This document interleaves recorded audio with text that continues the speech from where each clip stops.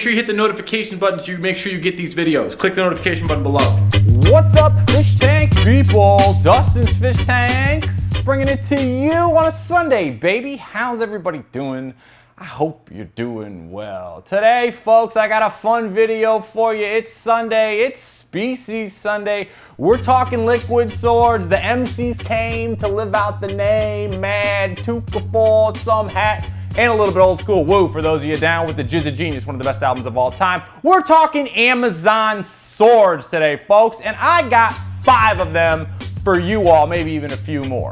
Okay, so in today's video, I'm going to break down multiple species of Amazon swords. If you like this style of video where I break down multiple species in a genus, click the links around here and check out the Hygrophilla video I did with myself, my man Josh, my man Andrew behind the camera. I'm actually not keeping any Amazon swords in the 220 behind me here. I did add some rocks off camera because I had to get my rocks off, but there's no swords in here, so let's roll outside and bring it to you out in the wonderful little rimless tank and show you all kinds of different species. Here we go.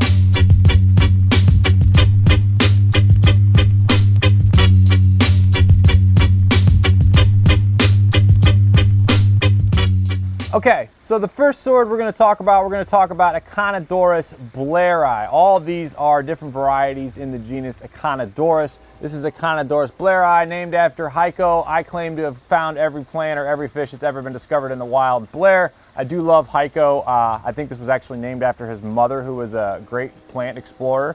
But this is the plain Jane Amazon sword. This is like one of the classic staples in the hobby. It's readily available. We sell tons of them. And this is also the first plant, and all these plants are gonna fall under this. This is the first plant that I learned that swords are a heavy root feeder, okay? Plain Jane Amazon swords, folks, I'm gonna tell it to you like this. Look at this photo here. Here's an image of my old 125. You can see the rapid growth of the sword from here to here. It's night and day. Look at the growth. You want more? This is a photo of the roots underneath my 220 gallon. Swords are a heavy, heavy root feeder. Got it? I'm a dirted tank guy. You can click links around here where I talk about all kinds of substrate. If you're not into the whole dirted tank thing, that's fine, but you got to figure out how to feed these plants their roots, root tabs, some sort of a nutrient-rich substrate is the way to go. Now, I've got a couple variations of this plant right here. I've got one that was clearly grown above water. If you go to a store and you look at the plant and the plant has a leaf that looks like this leaf has a long stem, then the leaf comes out, it's like a spoon. That's not gonna do you any good. I've got one here that's actually been grown underwater quite a while. This is a ratty little thing to cut, but this is entirely underwater growth. This plant right here, believe it or not, or this plant right here is actually a better example, will take off faster than this plant because all this is gonna die. It's all gonna die. So this is actually more robust growth. You can see the above water growth that's dying here left on intentionally, and when we sell these, we rip these off because they're not doing you any good. So we take that off, and I do want to show you another example of this sword being grown above water. You can click links around here and see me actually collecting these in the wild, but check this out. Surprise skank bonus for you. That's right. We got an Ecinodurs Bleheri. I'm not even sure this is a Bleheri, but whatever. This is obviously grown entirely up out of the water outside of Greenhouse 1.0. So that's what it looks like grown above water. Clearly this plant was grown above water in a tub. I absolutely love this as an example, so I'm glad I saved it for you. Ecinodurs Bleheri, plain Jane green, simple, easiest ones to grow. Generally speaking with aquarium plants, or any plant for that matter, the more simple, the more plain Jane green, the easier they are going to be to grow. Converse that with like a more reds or more wild variations are going to be a little harder to grow. That's why I'm starting with the Ecinodurs Bleheri, your plain Jane Amazon sword. All right, we're going to go from the plain Jane Amazon sword. We're going to go tall and skinny, then we're going to go short and fat. We're going to start with tall and skinny.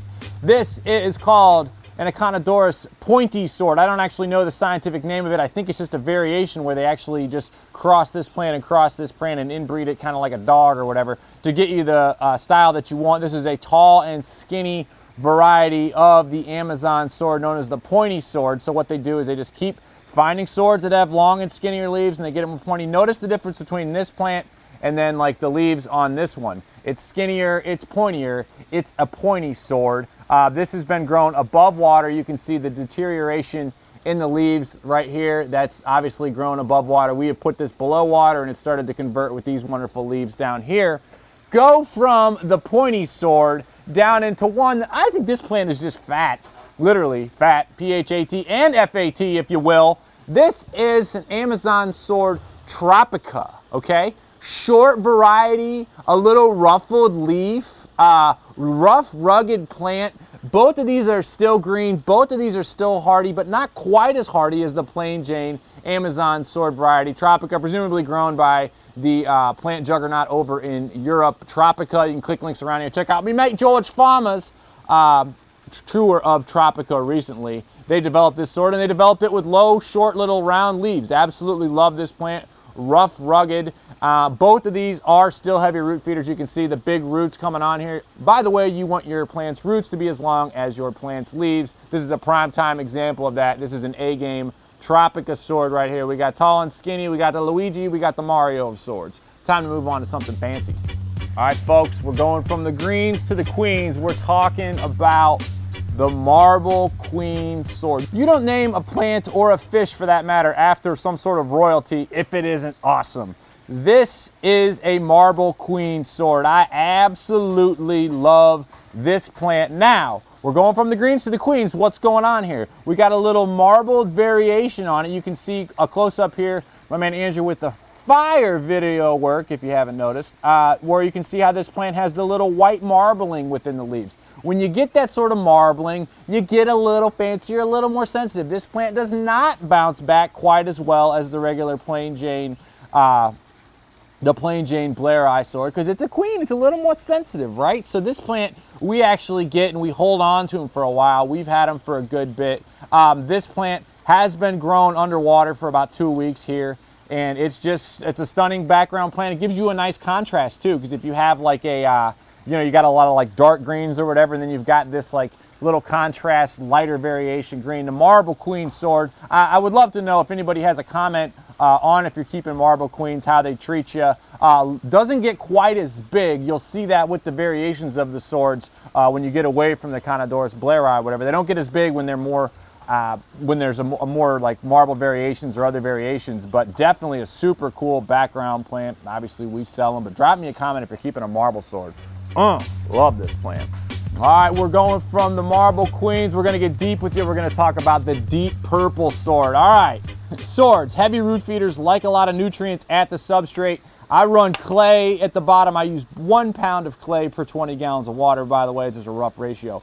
Deep purple swords, folks, look, obviously grown above water. They grow them above water, by the way, because the plant grows faster. There's more readily available CO2, more readily available light. And there's actually less like concerns of algae or whatever because the plant's grown above water. However, you got to convert it.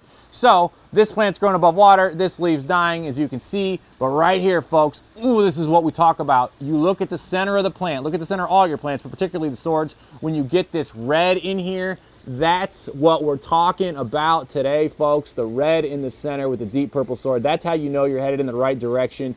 Heavy, heavy root feeder. The deep purple swords, there's another great example of it. The deep purple swords are not going to get as long, not going to get as tall because they're a variation, okay? I think they're a cultivar. I don't even think these plants are found in the wild. Drop me a comment if you know if they are or not. I think they just keep crossing and crossing and crossing red plants until they get it. But deep purple sword coming in hot, coming in red. Other varieties, you can also see an Indian red sword or whatever. They're just basically variations to keep that deep purple. We've also got an Ecinodurs hybrid red periodically in stock. That's a really fat plant. But deep purple swords, a little bit shorter. Another great contrast. You could get a deep purple sword, you could get a marble sword. Run those together, give you a nice red contrast with the lighter marbled sword.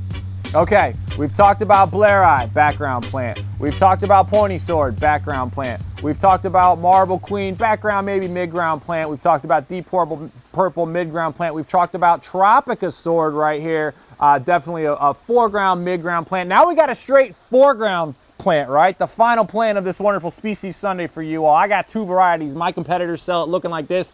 I sell it looking like this because this is Ecinodurs tenalis. Got a great little name. Honestly, folks, I haven't been keeping this plant until about this past year. I really got into it. Entirely grown above water. It's going to look great for about a week. Then it's all going to turn to garbage right here. And then you want the low-growing, short tenalis. Think of it like a dwarf sedge, only a little more picky. It's going to give you a narrower leaf. I'm just in love with this plant. I can't wait for Greenhouse 2.0 to just have fields of it growing really short and narrow. Absolutely love it. Foreground plant. Heavy root feeder. You're going to want to make sure there's lots of nutrients at the substrate for this. So you peel this back, folks, and it's got all kinds of just little new growth. You just plant that down there.